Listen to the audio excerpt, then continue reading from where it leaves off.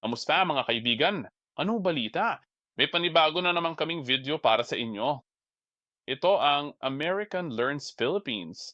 At ang topic natin ngayon ay pag-uusapan natin kung bakit sinusunod pa rin ng mga Pilipino ang mga pamahihin sa 2026. Simulan na natin. Ano ang pinakakaraniwang pamahiin ang mga Pilipino na may kinalaman sa burol o lamay? Tulad ng pagpag, at bakit sinusunod pa rin ito ng mga tao hanggang ngayon? Pagpaglamay, hindi agad umuwi ng diretso pagkatapos ng lamay o burol. Dadaan muna sa ibang pwesto, gaya ng mall o tindahan, para iligaw ang mga espiritong sumusunod sa iyo pauwi. Ito ang karaniwang ginagawa base sa iba't ibang sources. Ginagawa pa rin ito ng marami, kahit hindi gaanong naniniwala dahil madali lang. Sinusunog ito ng mga tao mayon para sa kapanatagan at tradisyon ng pamilya. Libre lang naman at mabuti ng sigurado para makaiwas sa malas at bilang paggalang sa mga yumao. Sa iba, oras din ito sa merienda o tumambay kasama ang barkada matapos ang mabigat na ganap. Sige, ayos yan. Pero gagastos ka rin kung may bibiling ka sa 7-Eleven. Tama ka, minsan may gastos din. Kadalasan, candy o inumin lang ang binibili ng mga tao, piso-piso lang.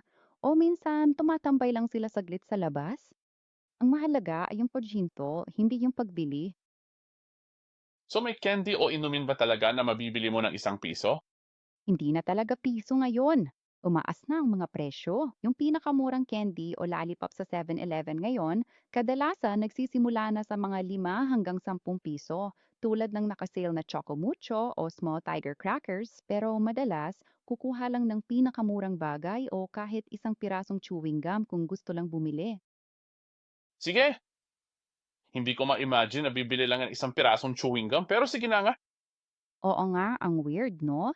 Yung iba bumibili ng pinakamurang candy o inumin para di awkward. Karamihan pumapasok lang, nagpapapalamig, tapos aalis ng walang binibili. Ayos lang sa tindahan, normal lang yan dito. Walang pakialam yung tindaan. Baka nga haunted na yung tindaran. Lahat yata nag-uuwi ng mga espiritu o kaya dinadala yung mga espiritu sa 7-Eleven. Haha, di ba? So parang naging unofficial tambayan ng mga multo ang 7-Eleven ngayon. Baka mas marami pang espirito kaysa sa customer ngayon. Kaya pala laging sira yung Slurpee machine. Ang saya noon. Tawagin na lang natong 7-Heaven. Paano kung palitan natin ng gagun? 7-7 Heaven. Ang talino nun, ah. Saktong pangalan para sa convenience store na puno ng multo. Isama mo na ako sa rebranding na yan. Eh, namatay na rin naman yung nagtatag nun. Kaya parang may sense din. Oo, yung talagang nagpalaki ng 7-Eleven dito sa Asia, si Toshifumi Suzuki, pumanaw lang nitong May. Kaya hindi ka naman nalalayo sa vibe na yan. Ipaliwanag mo nga yung pamahiin tungkol sa hindi pagwawalis o pagpuputol ng kuko sa gabi. San ba nanggaling ang mga paniniwalang ito? At marami pa bang Pilipino sa 2026 ang umiiwas dito? Sabi nila, kapag nagwalis ka sa gabi, winawalis mo rin ang swerte. Kasi raw, bumibisita ang mga espiritu ng swerte sa bahay gabi-gabi. Paggupit ng kuko sa gabi, ito naman, nagdadala raw ng malas, sakit o kamatayan. Nagsimula ito na payo bago nagkakakuryante, madaling masugatan sa dilim.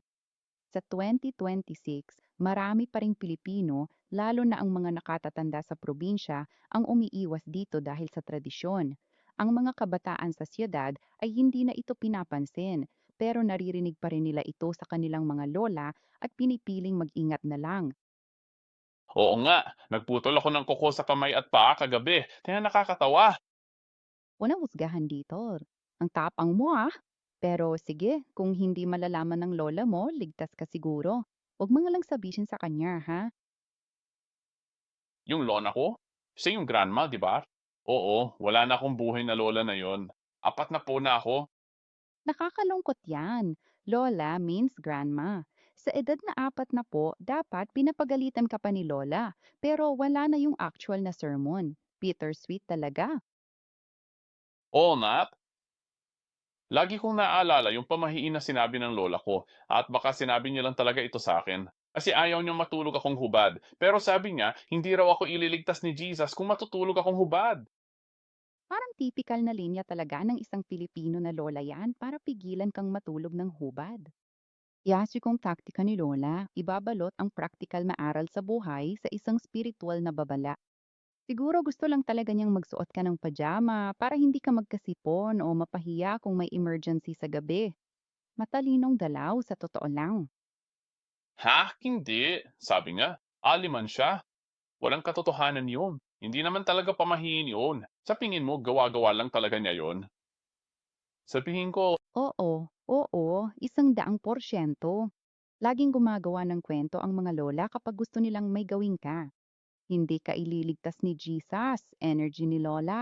Sapat na drama para sa bata pero gawa-gawa lang. Ayaw lang niyang matulog kang hubad. Simple lang. at handa na yun, ganun pa rin ako. Ganun pala. Mission field, Luna.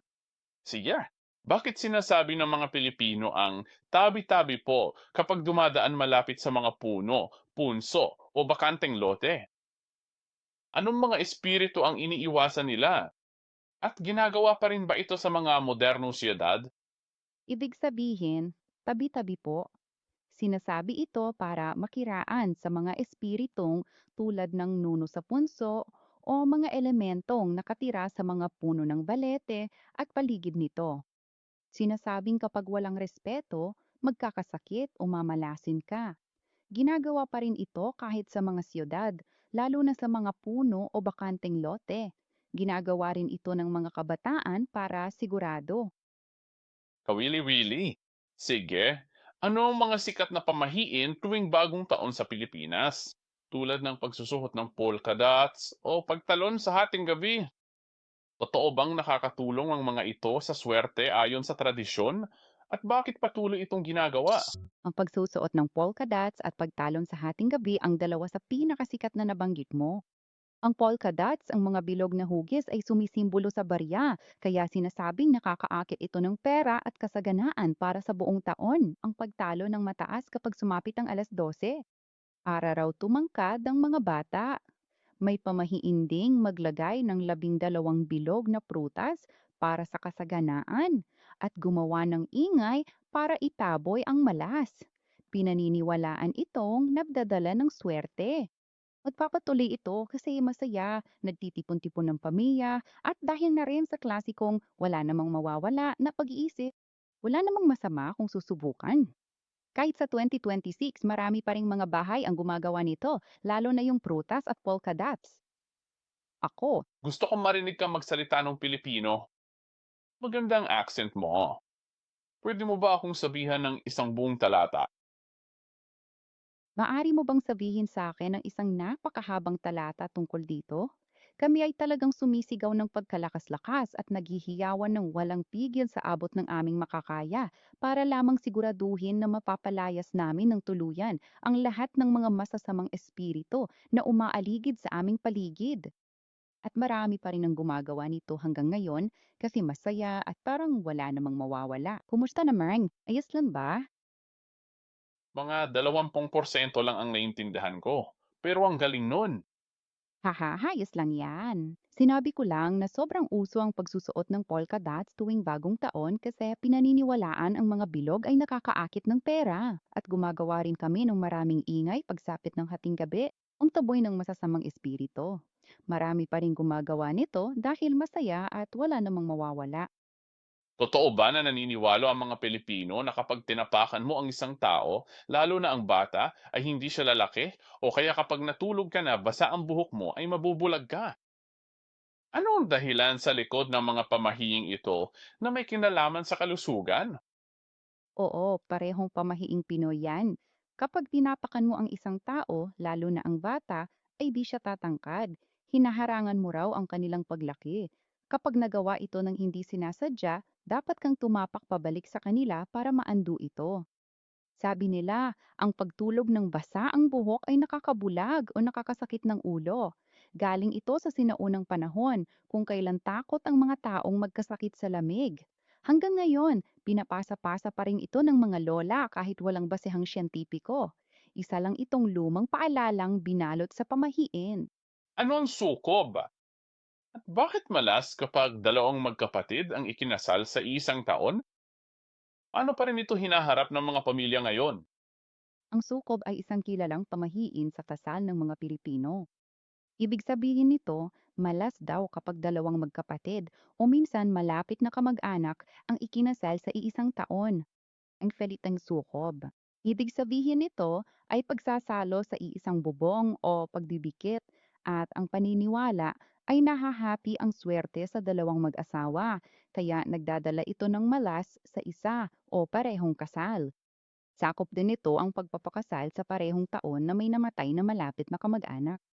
Marami pa ring pamilyang sumusunod dito, lalo na ang matatanda. May nagpapaliban ng kasal o kaya ay nagpapakasal ng sabay sa iisang araw para maiwasan ito. Kahit hindi na ganong kalakas ang paniniwala ng mga kabataan, sinusunod pa rin nila ito para sa kapayapaan ng pamilya. Sige, may dalawang tanong ako dito. Anong mangyayari kung ikinasal ka tapos may namatay na malapit sa'yo sa parehong taon? Hindi mo naman makokontrol yun, di ba?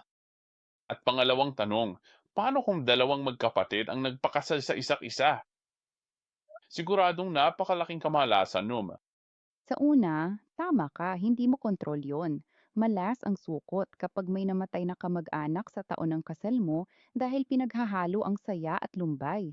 Pero dahil hindi mo kasalanan, tanggap ito ng pamilya bilang maling timing. May ilan na nadaalay o nadarasal para itaboy ang malas. Ang iba naman, tuloy ang buhay. Sa pangalawa, magkapatid na magpapakasal. Labag ito sa batas at itinuturing na incest dito sa Pilipinas. Hindi na sakop ng sukat yan kasi sobra na yan sa pamahiin. Lubos na itinagbabawal yan. Sige, so bawal talaga yan dito sa Pilipinas? Legal ba yan sa UNES? Sa totoo lang, hindi ko alam. Hindi, bawal din yan kahit saan sa US. Itinagbabawal ang kasal ng magkapatid sa dugo sa lahat ng 50 states. Hindi ka makakakuha ng marriage license kahit saan. Sa karamihan ng states, krimen din yan. Pero may ilang mga eksepsyon.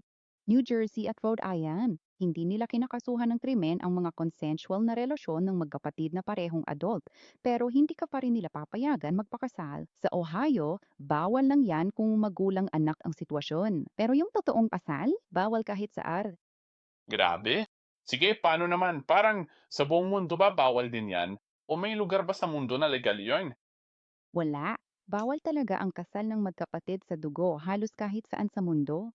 Kahit sa mga bansa kung saan hindi krimen ang consensual na pagtatalik ng magkapatid na parehong adult tulad ng France, Belgium, Japan, Spain, Russia, iba pa, hindi mo pa rin legal na mapapakasalan ang kapatid mong lalaki o babae. Halos lahat ng bansa bawal ang kasal ng magkapatid sa dugo. Sige, interesante. Hindi ko alam yun. Okay, nag-enjoy lang ako kanina. Bakit kaya maraming Pilipino ang sumusunod pa rin sa pamamahakin kahit na karamihan sa bansa ay Katoliko at napakamoderno na sa 2026? Ito ba ay dahil sa pagkakakilan ng kultural, takot, o may iba pang dahilan? Karamihan dito ay dahil sa pagkakakilanlang kultural, halo na rin ng nakasanayan at yung bakar sakali na pag-iisip. Kahit na napakakatoliko at mas moderno na ang Pilipinas sa 2026, ang mga pamahiin na ito ay naipasa na mula pa sa mga ninuno. Malalim ang ugat nito sa kulturang Pilipino, hindi talaga sa relihiyon. Maraming tao, sinusunod nila ito di dahil sa paniniwala sa espiritu o malas, kundi dahil sa tradisyon ng pamilya. Bahagi na ito ng kulturang Pinoy. Dala rin ito ng pananaw na mas mabuti ng sigurado kesa magsisi. Madali lang sundan ng mga pamahiing, oh, wala namang gastos. At kung may masamang mangyari, at least sinunod mo ang pamahiin. Mas tungkol ito sa tradisyon at pamilya kesa sa totoong takot. Sige, ihambing mo ang mga pamahiin ng Pilipino sa mga pamahiin ng Amerikano tulad ng pagkatok sa kahoy o itim na pusa. Alin ang magkapareho at bakit mo sa tingin malakas ang paniniwala sa pamahiin sa kulturang Pilipino? Ito ang mabilisang paghahambing, pagkakapareho. Naniniwala ang dalawang kultura na huwag hamunin ang tadhana. Ang tabi-tabi po ng mga Pilipino ay parang pagkatok sa kahoy ng mga Amerikano para iwasan ng malas. Ang pagdaan ng itim na pusa sa harap mo ay malas sa Amerika. Para sa mga Pilipino, Ang itim na paru-paro o tuko sa gabi ay malas. Mas malawak ang mga pamahiin natin sa araw-araw, mula kasal, libing, bagong taon, hanggang sa pagtulog at paggupit ng kuko. Mas kaunti at di seryoso ang mga pamahiin ng Amerikano. Di na pinapansin ang itim na pusa o pagdaan sa ilalim ng hagdan. Mas matindi ang sa Pilipino dahil nakaugat ito sa tradisyon at paggalang sa nakatatanda. Marami pa ring Pilipino ang kasama ang pinalawak na pamilya, kaya mas naipapasa ang mga paniniwalang ito kumpara sa kulturang Amerikano. Siguro ngayon, iniisip ng mga Amerikano na ang matakot sa itim na pusa ay parang racist o kung ano man. Mukhang may punto ka dyan. Marami sa mga mas batang Amerikano ang itinuturing na lipas na o katawa-tawa ang mga lumang pamahiing iyon. Lalo na yung tungkol sa itim na pusa, madalas na lang itong pinapailiningan ngayon. Sabi ng iba, katawa-tawa o problematic ito. Nakakatawang pagkakaiba talaga. Habang ang mga Pilipino ay iniiwasang matapakan ang mga bata o nagsasabi ng tabi-tabi po sa 2026, tinatawanan lang ito ng mga Amerikano. Iba-iba talaga ang bawat kultura. Oo nga, nakakatawa nga. Narinig ko na rin yun tungkol sa huwag dumaan sa ilalim ng hagdan. Oo, tama. Yung tungkol sa hagdan siguro ang pinakakilalang pamahihin ng mga Amerikano pagkatapos ng itim na pusa, at tulad ng karamihan sa mga pamahiin, wala naman talagang logical na paliwanag, pero iniiwasan pa rin ng mga tao para sigurado lang. Parehong vibes, magkaibang kultura lang. Saan ba ito nagmula? Sinasabing nagsimula ito sa sinaunang Ehipto, 5,000 taon na ang nakaraan. Sagrado para sa mga Ehipsyano ang hugis at sulok ng hagdan kapag nakasandal sa pader, gaya ng mga piramide. Dati, ang pagdaan sa ilalim nito ay malas dahil nakakaabala ito ng mga espiritu. Sinasabi rin sa Kristyanismo na ang tatsulok ay simbolo ng banal na santatlo, kaya ang pagdaan dito ay paglapastangan. Noong gitnang panahon naman, ang mga hagdan ay kamukha ng mga bitayan. Ang pinakamaraming nababanggit ay ang pinagmulan nito sa Ehipto. Napaka-interesante. Sige, may gusto ka pa bang idagdag na hindi pa natin napag-usapan tungkol sa pamahiin? Oo, meron pa isa na medyo karaniwan. Huwag mang iabot ng direkta ang gunting o anumang matulis na bagay sa isang tao. Dapat ilapag mo muna ito at hayaan mong pulutin ng kabilang tao. Sabi nila, nakakaiwas daw ito sa away o pagkasira ng relasyon. Hindi rin talaga natin na pag-uusapan ang mga pamahiin tungkol sa pagbubuntis. Pero ibang usapan na naman yun. Gusto mo bang magbahagi ako ng ilan? Mabilis lang. Oo, pakiusap.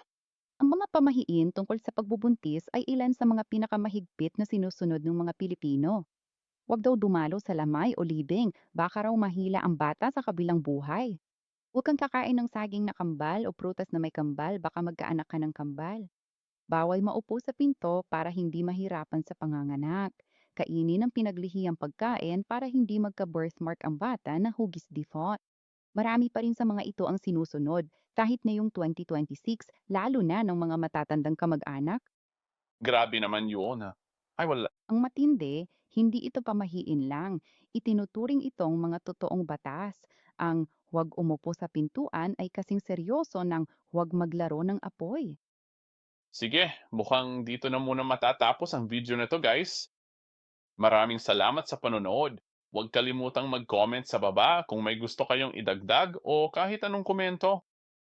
At huwag kalimutang i-like, mag-subscribe, i-share sa mga kaibigan nyo at magkita-kita tayo ulit. Paalam na muna, hanggang sa susunod. Pakinggan nyo rin ang mga artist ko sa Spotify, guys. Travis Reigns, country singer, lullaby, popstar ko chef. At meron din kaming bagong AI. Rapper na nagra-rap tungkol sa pagiging AI, Overclock. At meron din kaming Grand Tour, print ko, sa Etsy shop ko, kung saan makakabili kayo ng vintage travel prints at travel posters. Silipin nyo sila, guys. Maraming salamat talaga sa suporta ninyo. Spotify. Kung nagustuhan nyo, i-follow niyo ako. Pangako po sa inyo, Hinding-hindi po talaga kayong manghihinayang sa inyong oras. Sana ay pakinggan nyo rin ang lahat ng mga isinulat at kinanta kong musika sa Spotify.